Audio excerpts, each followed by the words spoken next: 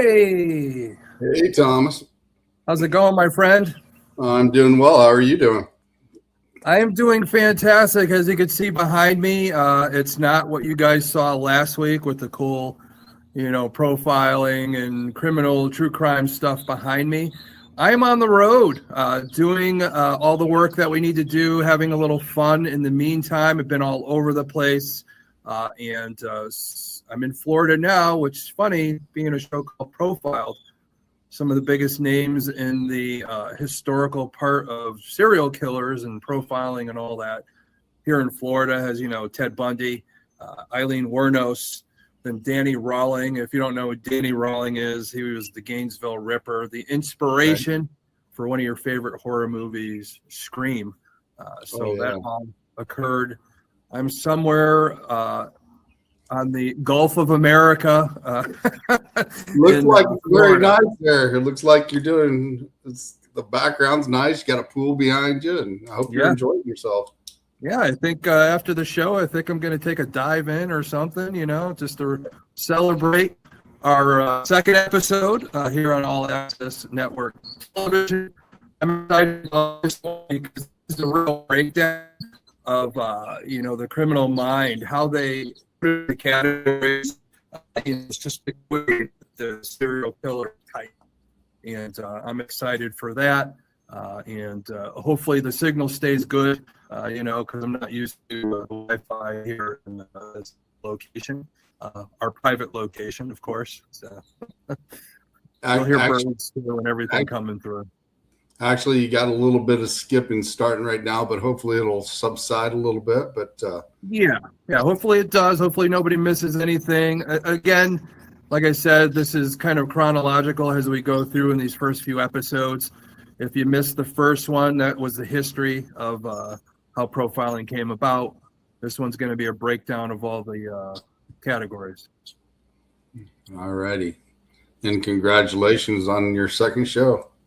Yeah, thanks. And just so you know, always want to thank my management, Methodical Management Asia, and my promoter, Adam Began at Historically Haunted. But most of all Access Network Television, so our big network here. Make sure you support them, subscribe, of course, to YouTube. If you're not watching on YouTube right now, make sure you subscribe. So that's very important. Again, we're around here every Thursday, unless something comes up, at 8 p.m. Eastern Standard Time to bring you the Profiled. But with no further ado, my friend, let us zoom in and uncover the criminal mind. All right, my friends. So again, thank you guys for tuning in. Again, like I said before, if you have any questions, make sure you put them in all caps so Sean could give those to me at the end of the episode. And also, I know a lot of people out there, you might want to say hi, anything like that. I appreciate all that. I will acknowledge you. It's just we're going to go through all this stuff. We want to try and get through it. I will acknowledge you at the end of the show. I'm going to go back in the show notes. Make sure I say hi to you. I appreciate you guys all watching. But here we go, my friends. So again, this week, it's the Mind Shadow, decoding the serial killer types. So it's very important as we break this down, why they might do what they do. That it's always the big question. Why do they do it? Is it the need for power, a twisted mission, or is it something purely biological? So we have to really get down to that. First off, a lot of people, I know some of this is new to people, some of it's not. So hang in there. We're going to try and make sure we pretend that nobody knows about this stuff as we learn it. So, of course, defining the term, clarifying the FBI's definition of serial killer is very important. It's 3 or more killings with a cooling off period. So that way we distinguish them from, being a spree killer, which, of course, is just going on a spree with no rest in between, or a mass murder where people hurt people all in like one setting. So we want to differentiate away from that as we're talking about the serial killer mind. But the two main types, there's 2 main types that we are going to get into.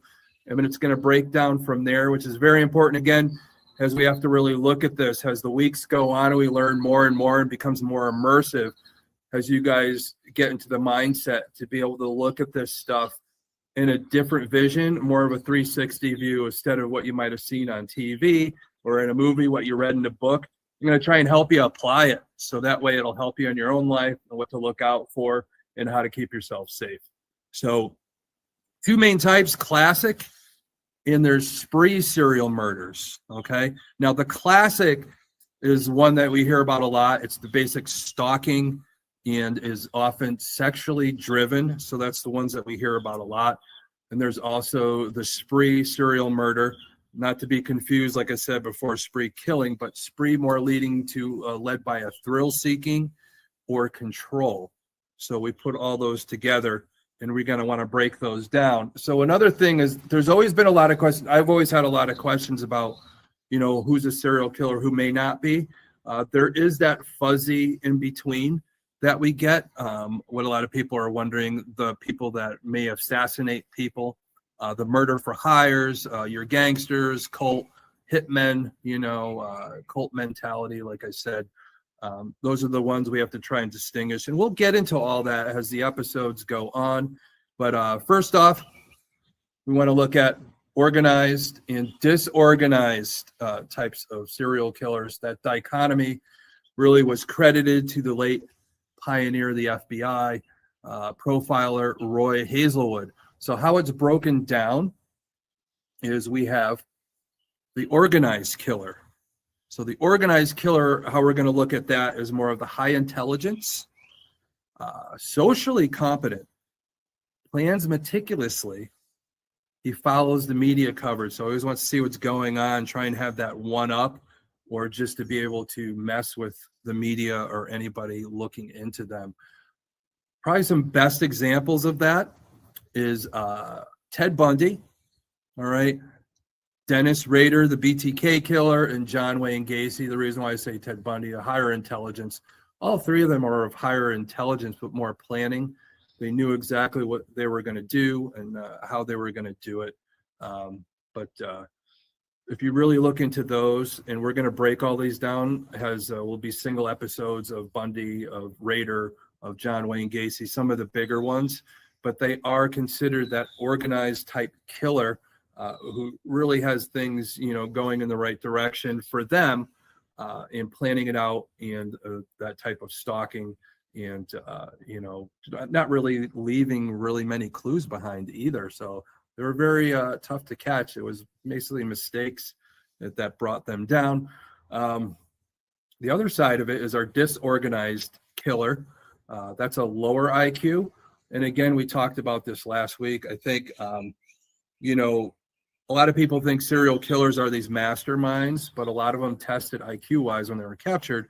Majority of them are a 90 or less IQ, okay? And that's a big thing, when it comes to that. So we don't want to be thinking that they're all masterminds, but they're just like anybody else out there. There's going to be some smart ones, but a majority of the time they're not so smart, which is good because hopefully, they make those mistakes and we capture them.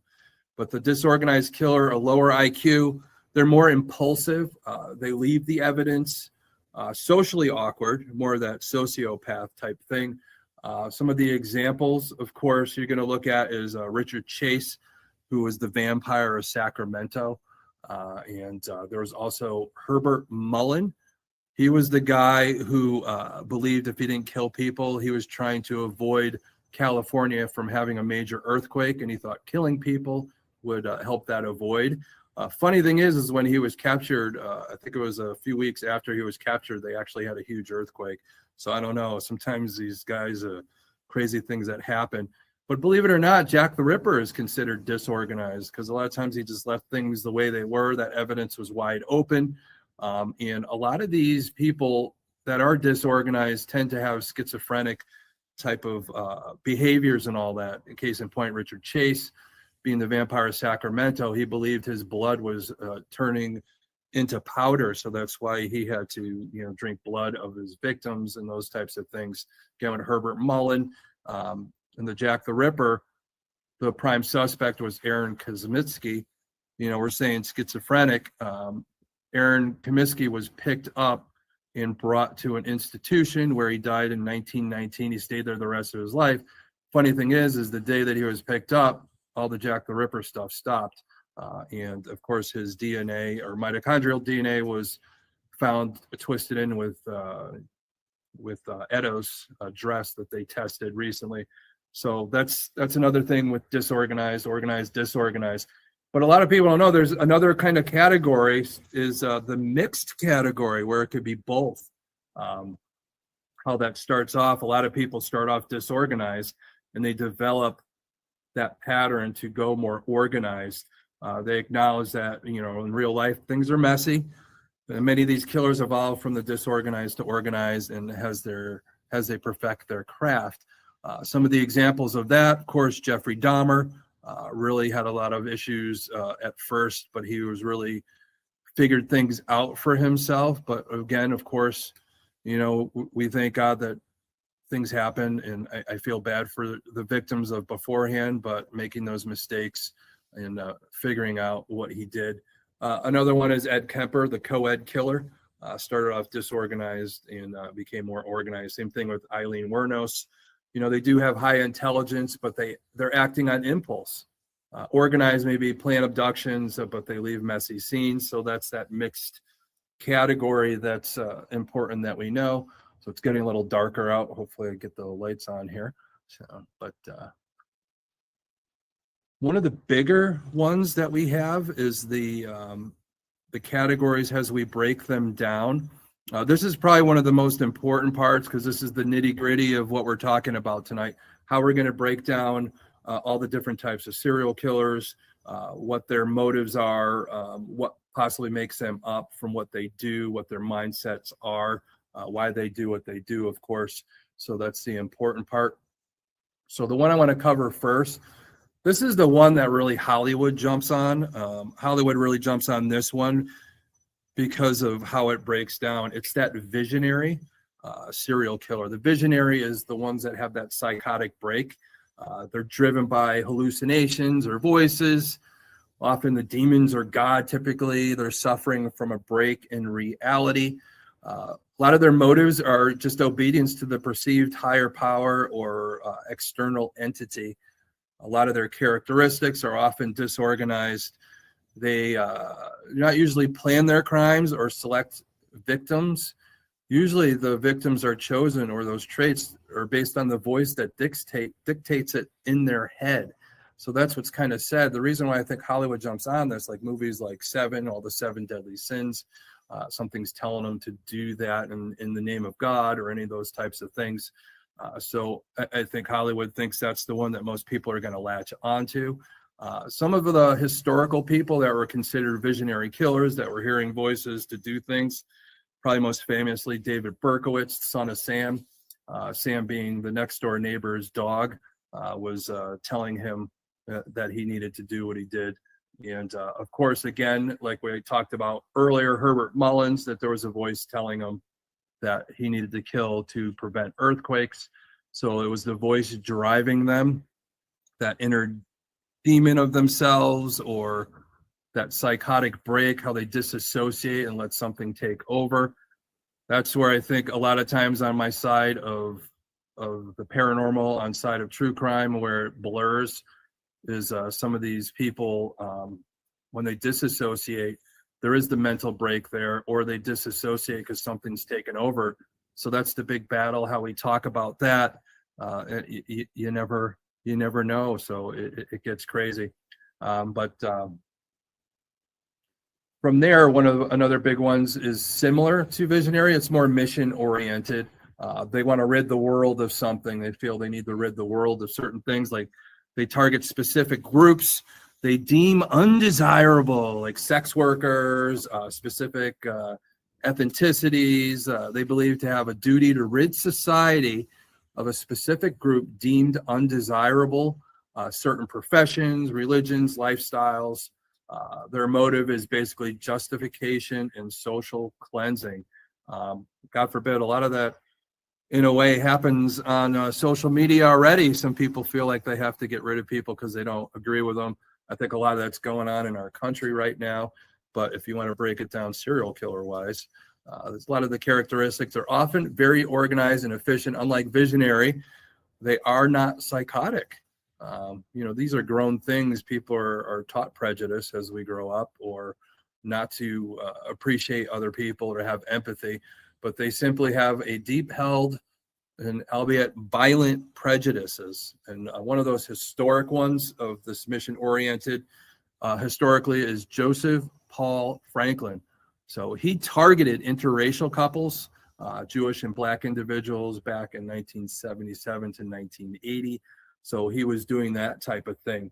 The reason why I look at this on a whole, if you're attacking, and things that you felt needed to be cleansed on a whole, as we look back, World War II, Adolf Hitler, how he got almost a whole nation of Nazis to know they wanted to rid the world of the Jewish people. So that's like a big one on a whole, or, we're talking about individuals now, but things could go larger like that. And again, even as I talk about, social media and all that, you get enough people on one side to hate another side, or just here in our country, that division creates this type of person too. Psychologically, as we grow up, the more information you have, the more people teach each other that they don't like this person for whatever reason it is, and create that violence and all that. So it's almost like mission oriented is almost like in a whole. It's almost like groups maybe come down to individuals, but sometimes those groups create those individuals to do these things. So we really got to be careful of what we put out there on social media. A lot of the hate that goes out there, getting these people that, their minds grab onto that, and that builds up like a pressure cooker, and these types of things could happen. So that one's a really dangerous one. I think that's really social media nowadays is what really pushes that mission-oriented type killer. Probably one of the biggest ones, that's going to be the hedonistic. That's your pleasure person, and that really breaks down even to more categories. This is one we'll probably spend a little bit more time with, kind of hit at it. This is a majority of it. This is the largest category that we're going to talk about. Of course, it's the most common. It's subdivided into other categories of the pleasure. It's the lust killer, the thrill kill, and the comfort and financial gain killer. All right. So the lust killer, of course, is the sexual gratification. Again, when we talked about history last week, a lot of the reasons why the BSU, the Behavioral Science Unit, or profiling really got into the nitty gritty is because of the influx of sexually oriented murders. So that's one of the big ones, that lust killer. But the thrill killer, that's the rush of the kill. It's almost like they get a rush from it. It's a drug to them once they kill, and that addiction of doing that. The comfort gain killer, it's more of a materialistic reward. So basically killing to get some kind of reward, or, getting people to these insurance fraud and those types of things. And the list goes on with that.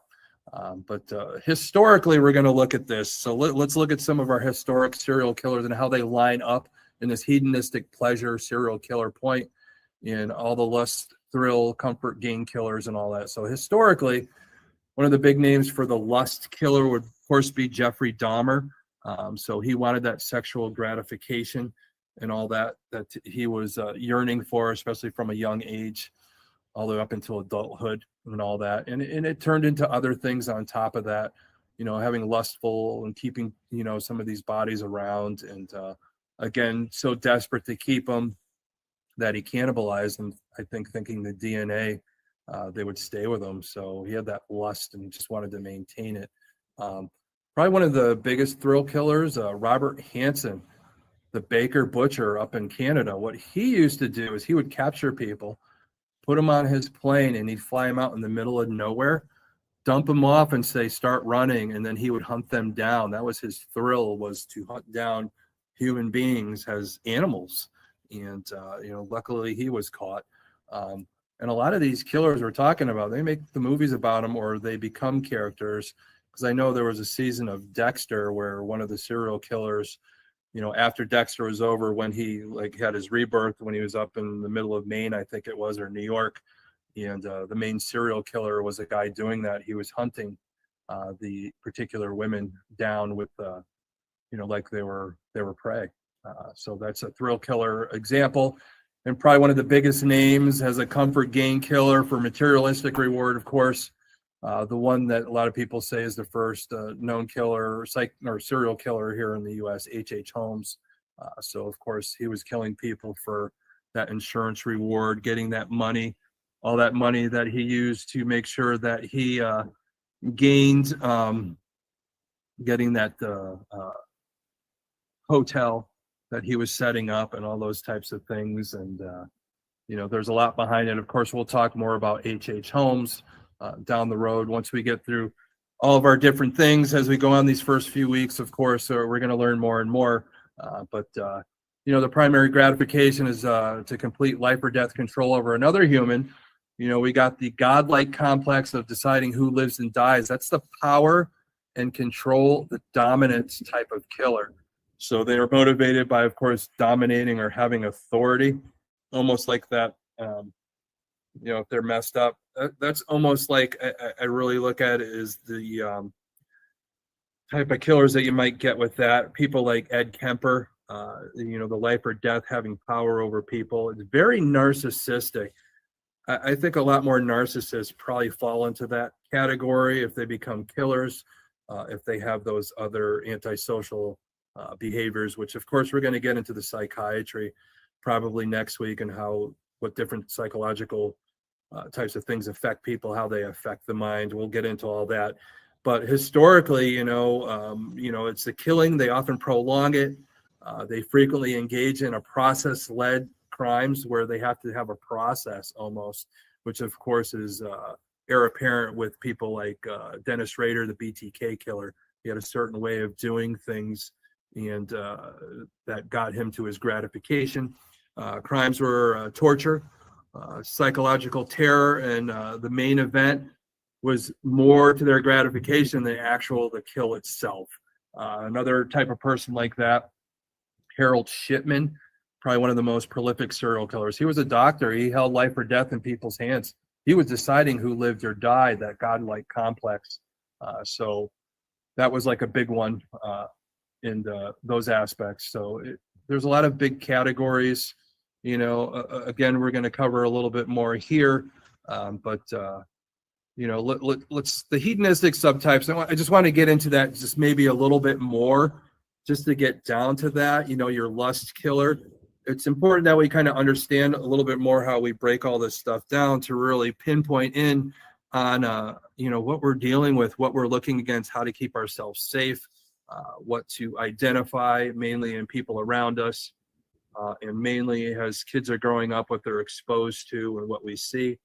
But the lust killer, it's more on the paraphilias and all that, pedophiles, those types of things, that lust for what sometimes when they're growing up, what they can't have, they want to garner that control. So, why the crime is intrinsically, it's always linked to a sexual kind of gratification, is what their motivation is. But, you got the comfort killer. That's often, your black widows. We're going to get into women serial killers. Your bluebeards. The motivation is just purely pragmatic, if that's a good word to use. It's more of money, insurance, inheritance, what people might do to their own families to garner money, and over time as it passes. And again, remember, serial killers, it's 3 or more killings with a cooling off period, but sometimes that happens. One family member goes and somebody else does something to somebody else. And some of these, women we'll get into and talk about them in a minute. But the thrill killer, of course, it's all about the adrenaline. Remember, once the victim is dead, it's like the high is gone. It's leading, that'll lead to shorter cooling off periods.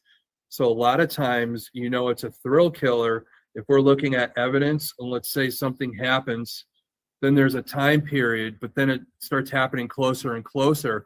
We might be able to know with a pattern that it might be a thrill type killer that we're looking at, just by looking at the evidence. And of course, the next few weeks, we'll be talking about taking a look at the crime scene and how to figure out MOs and what the psychological part of it is, what they leave behind, what type of clues we're looking at, how to put together a profile. by looking at how this person and how the victim lived too. And we're going to get into all that. But mainly here, we're going to get into the female serial killers. All right. Is that an exception to the rule? You know, a lot of it is there is like some differences that we look at. Some are very much alike. Like Eileen Wuornos was very, you know, they all thought that a man was doing this for a while until they figured that out, because it just didn't make sense of the violence of it. You know, women are less violent. It's more of an emotional thing. It's sometimes, fortunately, it's a financial gain too. It's trying to regain some dominance in a relationship. But you know, briefly address how female topologies, they often differ. They frequently women frequently fall into that comfort kill, like we saw, the financial gain, or the angel of death, where a lot of these people were more nannies. They were nurses of the medical field, medical doctors. Even then, you know, compared to the male-dominated, more male domination comes with the lust and power categories. So historically, we'll look at a few of the females here. But you got that comfort gain historically. I don't know if you guys ever heard of her. Hopefully we'll talk about her more. Nanny Doss. She was called the Giggling Granny. This is the one. She killed multiple husbands to gain money, and actually family members, insurance fraud, actually killing grandkids and her own like sisters and stuff like that. This woman was nuts. And the reason why they call her the Giggling Granny is every time they brought up and they had her dead to rights, and they started talking about, you know, the murders that she was, you know, up on, she would just giggle at them. So she would laugh and kind of giggle, and it was really freaky from what, you know, a lot of the people that interviewed her said. Probably another big one a lot of people don't know about is Belle Guinness. So she came over here. A lot of people nicknamed her Hell's Belle. You know, she was married at first, and she was gaining a lot of this insurance money. So she had her own farm, okay, and she was looking for male companionship, more because she wanted to probably murder them all. But she put an ad out, you know, that she was looking for somebody to marry her. So people would come out, these men, stay with her for a little while, then of course they go missing, and the families didn't know. But you know, just trying to get the insurance money. The crazy thing is when one of these families, you know, you can only go so long where you finally catches up to you. But the one of the families had the police go out there, and she kind of found out that something was going on. So somehow miraculously the farm caught on fire, which is probably another insurance fraud for her. But they found a body in there, and they assumed that this body was decapitated. They assumed it was Belle Guinness. But there is speculation that she might have set this up and disappeared into the wind. And the body that they found might have been another, like a female victim she might have took at the time and covered up to make it look like it was her. So that's like a crazy, crazy type of thing that she set up. And if she did get away with it, that is even nuts, because nobody ever heard from her ever again. But even back then, it was a little easier to hide back in those early 1900 days and all that. But the other big one is, you know, your angel of death. So the angel of death ones that goes far back. One of the biggest name ones that, you know, I remember studying up on and reading up on and all that was Jane Topin. They called her Jolly Jane. She's been featured on a lot of different shows of talking about this type of topic. So she was more like, you know, kind of like a nanny nurse. She would go and take care of families. So she would be taking care of these families, but then she'd be poisoning them so they'd be sick so she could take care of them a little bit more. But little did they know, when they did finally catch up to her, she made them sick on purpose, because as they were dying, she had a sexual fetish to lay in bed with these people as they were dying and watch them die was her sexual fetish. So that one is like crazy right there. But that's the one you guys could look into quite a bit. And probably one of the other ones, more up to date now, it's Kristen Gilbert. So she was a nurse, of course, turned killer. She was on duty at her hospital when she took her job up to the point she was captured. She was on duty for half of the 350 deaths at this hospital that she was started to work at. One of the things that she would do once they found out, she would inject a non-traceable adrenaline and then perform CPR on them to try and be a hero. So it was almost like a hero complex that she tried to bring them back. So it was almost like she wanted to save them, but look like the hero. But of course, a lot of them, of course, they're going to die. You know, it doesn't always work, CPR, and especially on their health situations and all that. But she was doing this quite a bit, as it says, you know, half the deaths she was on duty for. But when they did catch up to her, she was only convicted of 4 murders and, of course, 2 attempted murders and all. So, you know, that's the big part of that. But really, let's break it down a little bit more. Let's close this up, and, you know, we're going to start taking questions in a little bit. But really, if you put it all together, when we look at how all this stuff breaks down over time, all the different categories, and we look at, you know, childhood, there's always that debate, nature versus nurture, and how a lot of this stuff happens. You know, the old saying, oh, they played too many video games, they were looking at too many magazines, or, you know, especially nowadays, we got so much information on the internet. You know, go back to that, you know, mission-oriented, the hate groups and all that, and how some people could cause that online if we're not keeping watch on our kids and what they're getting into, that type of typology and all that. But the nature versus nurture is just, you know, a quick thought, like I said, with children.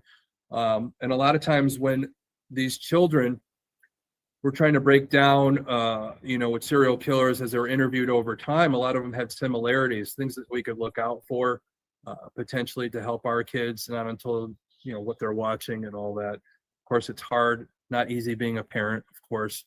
You know, sometimes, unfortunately, some people overparent and they underparent.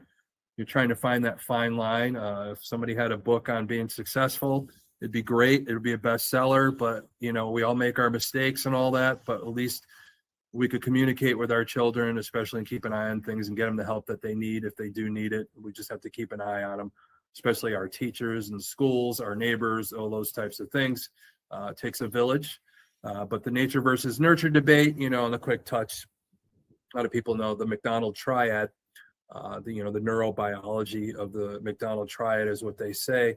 A lot of these serial killers all have in common that when they were younger, they wet the bed up to an older age. A lot of them have the obsession with fire, the pyromania, and of course the cruelty to animals. So there's a lot of that going on. So you really look at it on that aspect. Those are the things we have to keep an eye on. You know, if that kid's wetting the bed longer than usual, doesn't necessarily mean they're going to become a serial killer, but it's still something that you might want to, you know, have somebody take a look at, a psychologist or anything like that, just to see what's going on. Because sometimes, you know, people wet the bed like that, or another thing is they stop bathing. Those are the other things we have to look out for, because, you know, some of these kids are being sexually abused, maybe by family members outside the main family, just a neighbor or anything like that. Those are clues to look at.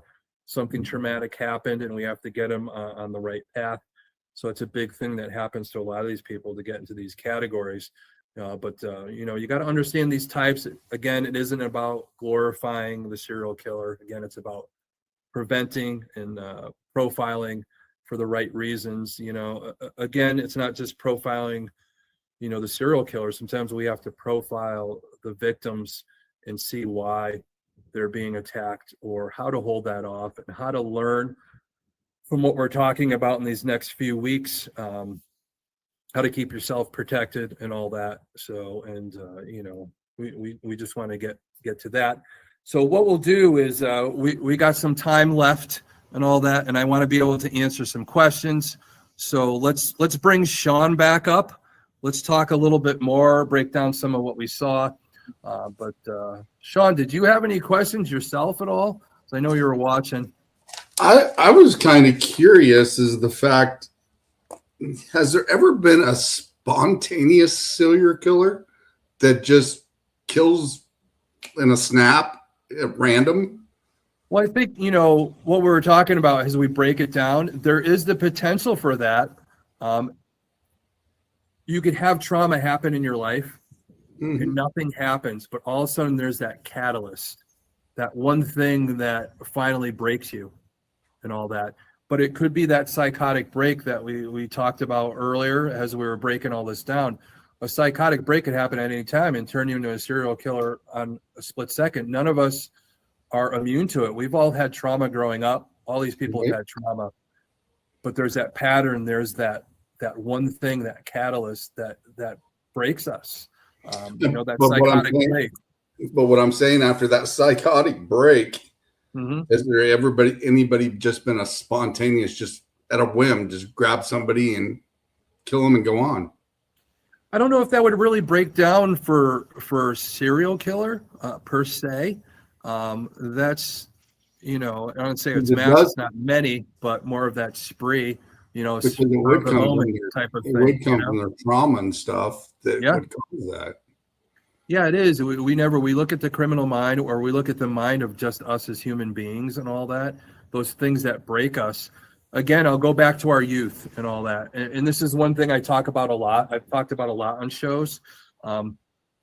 Nobody's perfect growing up, how we give people information and all this other stuff. I know there's a thing with a lot of the newer generation that all the kids got trophies, they got ribbons, they all that. These kids at a young age, when they needed to learn, weren't learning how to lose. Exactly. Right? I do agree. And then they get older, and then, they don't do that stuff when you get a job or you get into other types of things, where into high school or something like that. There's been cases where somebody spontaneously killed their girlfriend or one they wanted to go to the prom with. They didn't know how to handle it. We're not giving our kids the tools to be able to handle rejection, those types of things. It really goes back to that nature nurture, how we raise our kids, and what could happen with that, that spontaneous type of kill or anything like that. More of that spree, spree could be like one person or whatever. It's just that spur of the moment where things just finally go haywire, or that mission oriented, where if somebody online nowadays, you build up enough hate and somebody finally says, "Oh, I hate those people. I'm just going to go, kill somebody." Spur of the moment. But a lot of times that happens in spur of the moment is husbands and wives. The husband pisses off the wife pisses off the husband, and they love each other, but God forbid something just snaps and, they just can't take, I found out my wife was cheating, and that's a spontaneity too. What knows what stems from that? Sometimes somebody kills once and they get a taste for it, and they build up that anger again. So really, there's a lot of different categories to it. But yeah, there is the possibility of that. Sure. Oh, interesting. I know you kind of highlighted this a little bit. Christine Marie asked this. It's wild how little women serial killers. I wonder if it's just they haven't been caught. But you kind of briefly talked about women serial killers. Really, a lot of it's such a small percentage. I just think naturally from the beginning of time, from cavemen and all that, they were more of the violent oriented. There's more violence with that masculine type of part of them. Is there masculinity in some women? Yes. Sometimes women take on that masculinity because men take it away from. They take away the femininity and turn them into masculine from trauma and abuse. So that is like somebody like Eileen Wuornos, that was her femininity was taken away, and she had more of that masculine side, which made them wonder when all those murders were happening if it was a guy, and it ended up being her.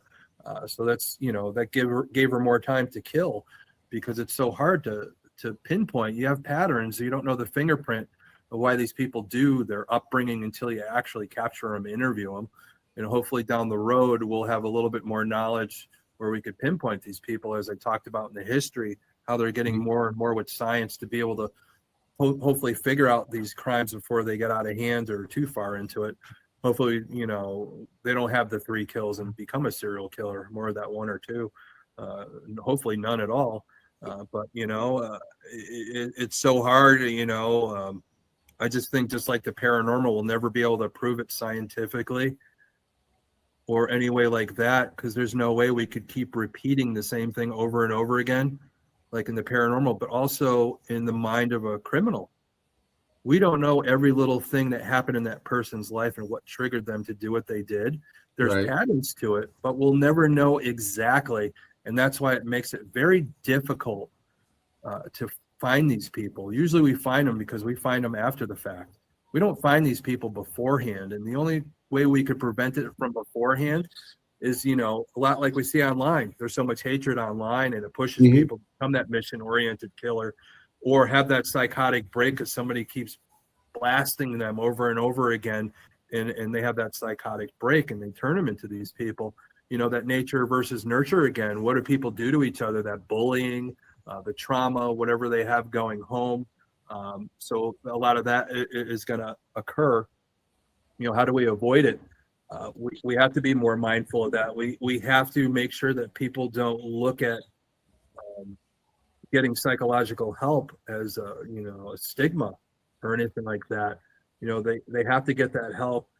If there's that little thing, if something happens, to get that help, talk it through, or have other types of things that help trauma and all. And different methods. There's also kinds of different methods to help out. It isn't just talk trauma. Some people just don't do well with talk trauma. There's other things to do, EMDR, DBR, those types of things, the deep brain, switching things around, trying to get everything to change. So that's like one of the big things, especially those are the types of things we offer with the group that I'm part of, co-founded with Stacia Wills, is Wardruna. So we do a lot of that to help people, not only the paranormal, but what we're talking about now with people that have kids going through this type of trauma, to hopefully maybe get them to help so we avoid them growing up to be this type of killer. Now, how much of a mental, besides the physical and mental aspect of growing up just in general, but just people with mental issues, how much of a factor does that actually play into a serial killer? There is, and we're going to probably cover a lot of that next week on next episode, really the breakdown of the psychological side of it. But really, it does play a part in that. Again, it isn't necessarily a mental illness. Again, it's that mission-oriented thing we talked about, where we grow up, our father hates a certain person, or our mother hates a certain person, and that's what you learn, and you grow up with it. You think that's normal. But if one of them, pisses you off, or three piss you off with little time in between, you become a serial killer because of that hate. But it's other things. Really, let's look at it differently. You're a product of what you grew up with. You think it's normal. Look at the case of Michael Vick, the quarterback. His family grew up fighting dogs. He thought it was normal, but when he became a public figure, we don't see that as normal. So, and that's where that comes in, that society thing, how we see things. And Right. he thought it was normal, but even in adulthood, you don't see it that way. Some kids, when the parenting part of it, the problems that you have, that's a big thing, and how that happens. Yeah, it's definitely so. I mean, it's just, I think some of it, a lot of it's overlooked with some of the, like I said, the mental breakdown, the physical aspect of it, and how we were brought up. You're definitely 100% right with that. And you come to a point in life where you go right or left, and you choose to be good or bad from what you're standing at, or you'll have that mental break. Yeah. Well, you're definitely right on that. I say this a lot, especially, being part of Wardruna and being a spiritual counselor. One of the things I always tell people that they have to face when they look in the mirror, you have two choices in life when you do have trauma and all that. Either you let it eat you alive, or you make the effort to overcome it. Which one do you want to do? That's all. Those are your two choices. Don't overcrowd it with added BS from all over the place. Those are your two choices. How are you going to face it? And that's the hard thing. That's the hard thing to face in the mirror. To tell yourself, do that deep down work, that shadow work, to see yourself in the mirror and what you're lacking, what that trauma is, to face it. Whatever way you have to do, like I said, talk therapy, or do the EMDR or the DBR and those types of things to help with that, to overcome that trauma. Because a lot of people, it's your upbringing and it's your traumas that happen that really lead to the aspect of fitting one of those patterns and having that catalyst to put you over the edge to do this type of killing. Of course, we all go through trauma. Again, some of us decide to overcome it. It's still there. Like I said, if we put a name to it, almost like if we're dealing in the paranormal, but me has a crisis management. One of the biggest things for crisis management is getting the name of the person that's creating the situation. When you have somebody's name or put a name to it, you have control over it. Most definitely. You have control, and that's always the biggest part, because that control also goes along with people that, have addictions. Really look at it as an alcoholic. What do they say in their 12-step program? They always admit, I'm an alcoholic. They put a name to it. That way they could have those 12 steps of control over it. But even with our trauma, once we name the trauma, we grasp onto it. And I tell people a lot, when you grasp onto it, it's always there. We want to lessen it, like we do with EMDR or DBR or any of those types of methods. We lessen it. Even as an alcoholic, we have a shelf of, compartmentalized things that have gone on in our life. We know it's there, but what we want to do is we want to let it collect dust. We've already acknowledged it. We know what it is. We're trying to overcome it. And the best way to overcome it, just like with a narcissist and all that, is don't give it the energy. Just put it on the side, let it collect dust. Yeah, very, very, very true. Because you don't want to give it any more power to keep making it grow and fester and just become what it will become. Yeah, it is, and a lot of these, these breakdowns that, I've thrown out there and all that. I know a lot of people have probably heard some of this stuff before. It's just a different look at it. And more we're going to get into this even more as the weeks go on. And again, just the other disclaimer, there's a lot of stuff I'll talk about. Really, there's going to be episodes where I get into how we look at a crime scene. Unfortunately, just for professional courtesy, there might be some stuff I leave out. If you want to try and dig on your own, that's up to you. But you don't want to give away all the tricks of the trade, just in case somebody's watching that may not be the scrupulous one. And hopefully all the people watching are empathetic and good people and stay away from this stuff and want to do the greater good. But you never know. You never know who's watching, and you don't want to give away and give somebody the idea of how to get away with murder, of course. So. Well, most definitely. I mean, we're hoping, like you said, everybody's a good-hearted person here is watching and willing to learn and wanting to learn to understand what this is all about. And I think you're doing a great job doing this. I mean, the way you profiled and just what you were talking about tonight, it's like, wow. I mean, it kind of gives me a different perspective of things, looking at things as well. It is. We have to give people a different perspective. This is ingrained in me. It's something that I do. It's hard. Like I said, getting into this, it was hard for me to start the show because this is something that I just do. It's just something in my mind. I could look at something and know. And like I said last week, it's hard for me because being a shaman, but also being trained to do this work and applying it. Again, you could go to college all you want. You could read all you want on everything. It's great going to college. It's just a piece of paper that says you know how to learn. It doesn't make you the be-all, end-all, unfortunately, because, when you come out of it, when you apply it is where you really make the difference to help people and all that. We're in this work, and whether me being in the paranormal, whether me being true crime profiling, what I used to do, it's there to help people. It's help people educate them. It's to keep this stuff from happening. If you're not out there to do good and to help people learn and to avoid this stuff, I don't know if you're really applying what you learned. So that's important for people to know. And it's a big thing, and it's come my way a few times over the last couple of weeks. I just want people to know it's, learn and apply. And applying meaning, take into consideration when you're out and about, like something I do and my partner, we do all the time. I'll walk into a restaurant. In under 2 seconds, I'll tell you where all the exits are. I'll tell you people in the restaurant, who could help me, who can't help me, who is actually might be a problem. Yep. I just naturally do it. It's in my blood, and it does stem from trauma. It does. It stems from trauma. We all have it. It's what we do with it. I decided to overcome it. That's what I decided to do. It's kind of like some of us will never face the door backwards because we always want to see what's coming in. Exactly. Yeah. to I be- always look at the be- door. I Oh don't yeah. sit in a restaurant without seeing the door or some door. You know, Yeah. it's important. You know, I have to be able to profile instantaneously. You know, and again, I appreciate everybody watching. I hope they're getting a lot from it. So it's hard for me to really break it all down, what my mind thinks in a split second, and break it down into episode after episode. And I really appreciate it. And hopefully everybody gets the feedback, asks enough questions, because sometimes this old brain needs a little kick in the ass to come up with some stuff to be able to share with you. And Sean, I really appreciate, you know, a lot of the questions that you're asking. So that keeps us going and all. And I know in the next few episodes, once we get through a lot of this, we'll start having some guests on, giving their feedback.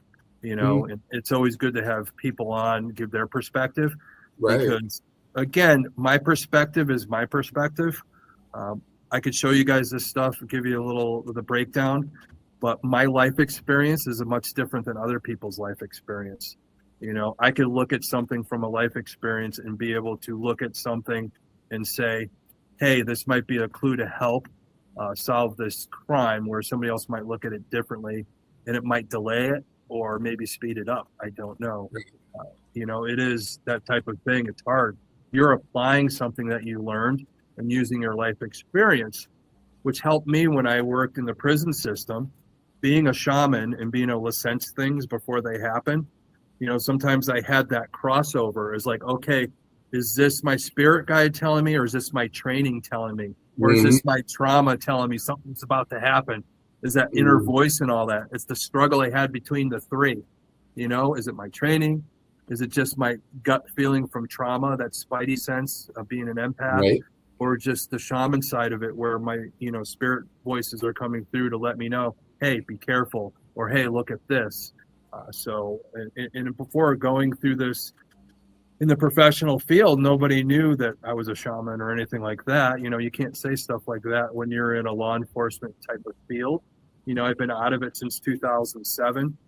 So it's nice to be able to come on here and be able to, you know, say that. You know, some of my the officers that I used to work with follow me on Facebook, and they're dumbfounded. They never knew. And, you know, you have to keep those things close to the vest. You know, doing this type of work, you don't want people to know too much about you, especially in the prison system. You don't want anybody to know anything about you. That stuff Right. gets used against you, especially if an inmate hears it. You know, Oh, yeah. 24/7 to get one over on you. So that's the battle of profiling, knowing information on certain inmates, even on other officers and all that. You had to know what you were dealing with, and just quickly profiling people, unfortunately, in a greater good way of protection, not in a Oh, bad yeah. one. Some people do profiling for hate reasons and all that, but Right. more of profiling to keep yourself safe, your family safe, your loved ones around you safe. So hopefully this show is going to help people with that quite a bit. And again, I appreciate everybody watching. Of course, you know, I'll answer everybody back that said hi earlier, and we'll get into all that. But do you have any other questions on there, Sean?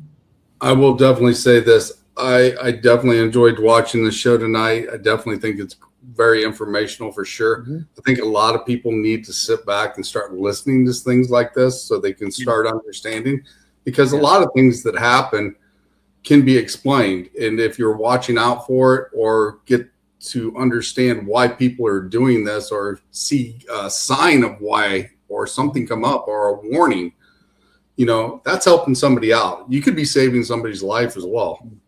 This takes one. This takes one life to save, to change the trajectory of what people's life pattern is and all that. It's there. If one of us could do that, and if one person watching right now saves their life, then the show is worth doing. You know, I'm glad that that's going to happen. But, you know, just, you know, kind of in closing, again, if you missed the first episode, watch it again. If you missed some of the history we're talking about, it's always interesting. Again, watch this episode again. Be ready for next week, and I'll be putting out what topic will be very soon. But most of all, again, I want to thank All Access Network Television for airing this. Of course, you, Sean, for filling in tonight. I always like seeing your ugly mug there, so it's always fun to see it. Another bearded brother. Yeah. And just so everybody knows, a lot of this stuff, if you ever want to ask even more questions, I'm going to be all over the country, especially speaking with Warjuna, our healing society. especially about stuff like this, just healing and all that. But we're going to be all over the place. We'll especially the ones that I run as the Shaman and the Showman. The Connecticut Paracon is going to be July 11th. Tickets are on www.paracon.org. So make sure you catch up with that. And then also, we're going to be speaking at a lot of different places. Cleveland Paracon, New Orleans Paracon, we're going to be at the Hollow Paracon in New Jersey, the Underworld Culture Con there in Scranton, Pennsylvania. The list goes on and on. So we'll be at other places, may not be speaking, but still spreading the word about Wardruna. And Salem Paracon this year, of course, will be coming up, our Connecticut Witch Fest. So we're going to be all over the place. It's going to be fantastic. And I see Gwen's trying to say something here. Yeah, so, Gwen's he's going to re-air both episodes tomorrow back to back. Appreciate that. I know I'm kind of in the darkness right now. I didn't know how to turn the light on in this lovely Florida house that we're at in the middle of Florida, an undisclosed location. Make it mysterious for you guys. But again, thanks everybody for watching. And I so much appreciate again, all you watching. Hopefully all of us in a collective at least could save 1 or 2 lives just by the information that I've learned over the years that I want to pass on to all you guys. And again, much appreciation. And much appreciation to Gwen there in the background, re-airing the episode so that way you guys are up to date. Next week, I think we're going to really get into the mind next week. We're really going to break down the psychological disconnect with some of these people and how that transpires from what happens in youth and how they're diagnosed and, what types of psychological problems, damage with the brain and all that might be part of why some of these people do what they do. So we'll be doing that next week. Again, I want to thank Methodical Management, my manager, and Historically Haunted for promoting all this, All Access Network Television. Of course, all of our events with the Shaman and the Showman, and we're going to see you guys all on the road too. But again, make sure you tune in next week for Profiled, but also all the episodes that are on Historically on the All Access Network Television. Of course, go see Adam's show on Historically Haunted podcast too. Let's just keep everybody going, more about the paranormal, of course, and especially about true crime and the act of profiling.